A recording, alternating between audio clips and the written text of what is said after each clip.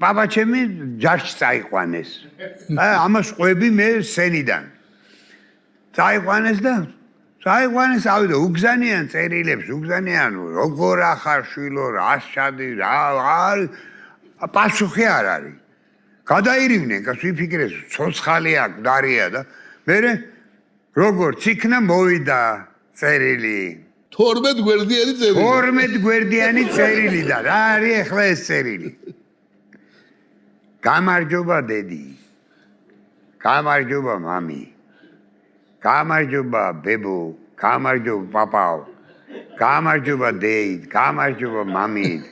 გამარჯობა ძაიაო, გამარჯობა ძალო. გამარჯობა მეზობლებო, გამარჯობა მიხო, გამარჯობა სიკო, გამარჯობა თედო, გამარჯობა მერე. როგორ ახარ დედი? როგორ ახარ მამი? როგორ ახარ დეიდ? როგორ ახარ მამი? და როგორ ახარო? ახა ძალიან აცივა, მანდა დედი, მანდა მამი.